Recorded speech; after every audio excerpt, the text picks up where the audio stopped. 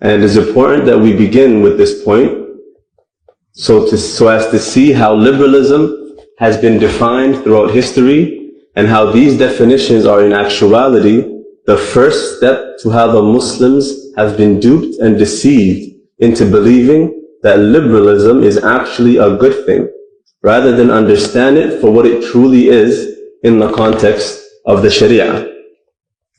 The Sharia meaning the Quran and Sunnah.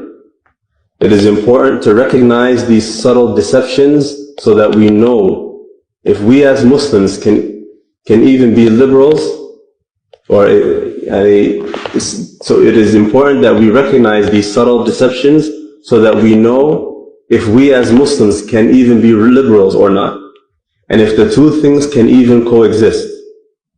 As we mentioned, these definitions we will soon see just exactly how the liberal philosophy in reality goes against the very core beliefs and identity that Muslims hold.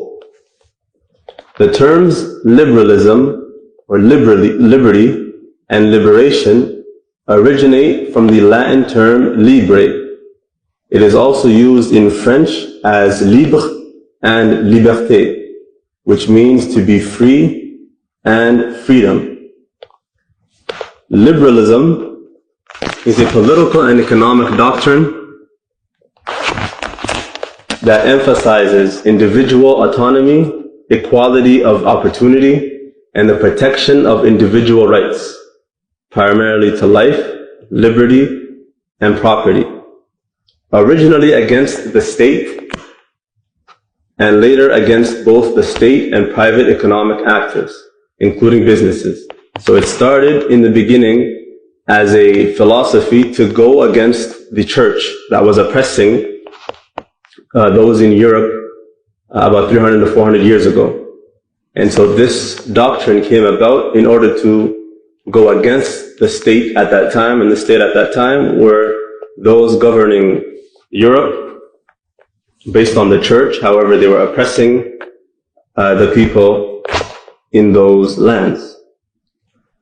Liberalism is a political doctrine that takes protecting and enhancing the freedom of the individual to be the central problem of politics, meaning the core and the most important part of politics is the freedom of the individual.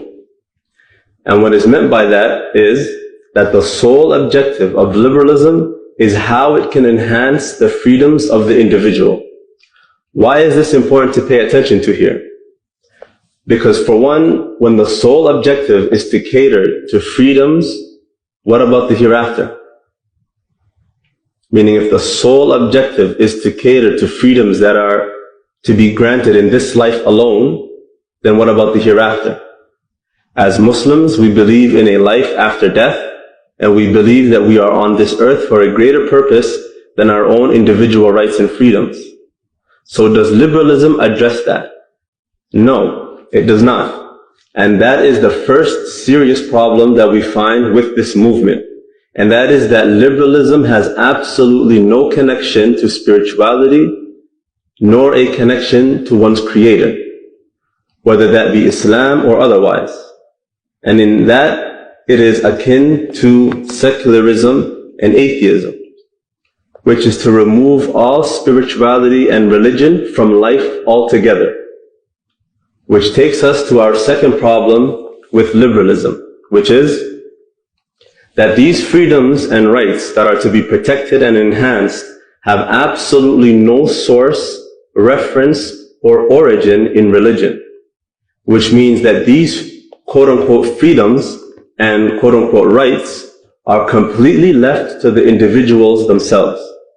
There is no right or wrong, there is no good or bad, there is no moral or immoral. In fact, the very founders of this philosophy, known as liberalism, made it a point that the understanding of what is morally good should not have any connection to any divine being or any scripture of any kind or any religion. In this regard, what is morally accepted is solely left to the individual, and not even what Allah, He who created the heavens and the earth, he who provides for his creation, whether animal or human, he who provides for his creation, whether animal or human, and whether they believe in him or not, meaning kafir or Muslim, and oppose that according to this philosophy.